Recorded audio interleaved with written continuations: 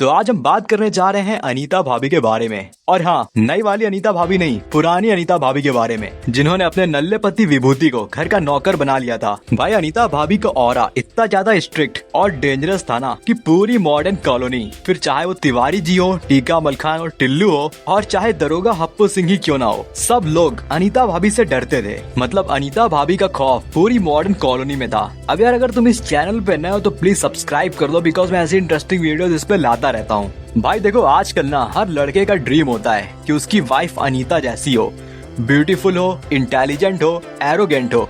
फिर भले ही वो अपने हस्बैंड को घर का नौकरी क्यों ना बना ले, वो सब कुछ चल जाएगा। लड़के खुशी खुशी घर का सारा काम कर लेंगे अगर उनकी वाइफ अनीता जैसी हुई तो। शो के डायरेक्टर को भी ये बात अच्छी तरीके से पता है, और इसीलिए तो उन्होंने अनीता जैसा एक नया कैरेक्टर टीवी शो में इंट्रोड्यूस किया। क्योंकि ज्यादातर टीवी सीरियल्स में ये होता था ना कि पत्नी हमेशा अपने पति से डरती थी, डांट खाती थी और एक आज्ञाकारी सीधी सादी बहू बन के रहती थी। लेकिन दूसरी जगह अनीता, जो कि एकदम इसका अपोजिट है, उसका पति विभूति खुद उससे डरता है और भाभी जी घर पर है। इस सीरियल्स में हमें कुछ ऐसे एपिसोड्स में देखने को मिला है जहां अनीता ने जमकर विभूति की पिटाई करी है। अनीता खुद एक हाईली इंडिपेंडेंट वुमेन है, मतलब हर चीज में 10 आउट ऑफ 10। और बात सिर्फ यहाँ तक सीमित नहीं है, रोमांस करने के मामले में भी अनीता की कुछ डार्क फैंटेसीज हैं, और इसीलिए वो विभूति से अलग अलग रोल प्ले करने को कहती थी, जैसे राजा राम इलेक्ट्रीशियन, देबू मस्ताना, और पता नहीं विभूति को क्या क्या बना डाला। इनफैक्ट एक एपिसोड में तो ये भी कहा था विभूति से कि जो ब्लू फिल्म होती है ना, वो अकेले ना देखा करो, मेरे साथ देखा करो। तुम्हें याद होगा जब पुरानी वाली अंगूरी भाभी ने इस शो को छोड़ा था और हमें कुछ एपिसोड्स में अंगूरी भाभी देखने को नहीं मिली थी, लेकिन तब भी सिर्फ अनीता ने इस शो को ऐसे चलाया कि इस शो की रौनक तब भी बरकरार थी। लेकिन पुरानी अनीता भाभी के जाने के बाद दो नई अनीता भाभियां आई, जिन्होंने इस शो की पूरी रौनक ही खत्म कर दी। मतलब जो सीरियस और डोमिनेटिंग टोन पुरानी अनीता भाभी में था, वो इन दोनों में एकदम मिसिंग था। इनफैक्ट इन दोनों के एक्सप्रेशन भी एकदम बोरिंग और रियल नहीं लगते। पुरानी अनीता भाभी जब विभूति को डांट देती थी, या तिवारी जी को ऑर्डर देती थी, या दरोगा हप्पू सिंह की बैंड बजाती थी, तब वो किसी लेडी हिटलर से कम नहीं लगती थी। मतलब ब्यूटी विद बीस्ट।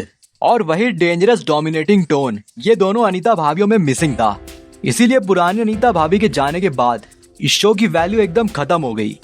हालांकि पुरानी अनीता भाभी कई बार एकदम सेल्फिश भी बन जाती थी। उन्होंने कई एपिसोड्स में विभूति की परवाह किए बगैर सिर्फ अपने बारे में सोचा है। इनफैक्ट एक बार तो किसी अमीर आदमी के हाथों विभूति को बेच तक दिया था।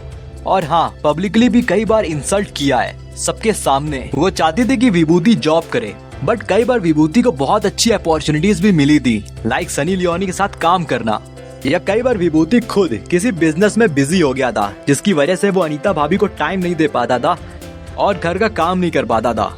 और तब खुद अनीता की ये कोशिश होती थी कि विभूति का काम या उसका जॉब किसी भी तरीके से बस छूट जाए। तो हाँ, अनीता का कॉन्सेप्ट हमेशा ये था कि विभूति बाहर जाके जॉब करे, बट स्टिल डोमिनेटिंग रोल में घर पे अनीता ही रहे। मतलब कुल मिला के मर्जी हमेशा अनीता की ही चलनी चाहिए। इसीलिए मैंने कहा कि अनीता काफी ज्यादा सेल्फिश थी। इवन उसने तिवारी जी का भी कई बार फायदा उठाया था। और हप्पू सिंह तो था ही एक नंबर का याश आदमी, जो गौरी मैम के पीछे दुम हिलाकर कुत्ते की तरह मंडराता रहता था। तो कुछ यही सारे रीजंस हैं जिसकी वजह से जो अनीता का कैरेक्टर था वो बाकी सबसे काफी ज्यादा अलग था। अगर तुम्हें ये वीडियो अच्छी लगी हो तो प्लीज लाइक जरूर करना। वैसे तुम्हें कौन सी अनीता भाभी ज्यादा अच्छी लगती है हमें कमेंट में जरूर बताना। अगर तुम्हें ये वीडियो अच्छी लगी हो तो प्लीज लाइक जरूर करना, और ऐसी इंटरेस्टिंग वीडियोस के लिए चैनल को सब्सक्राइब कर देना। हम मिलते हैं किसी नेक्स्ट वीडियो में।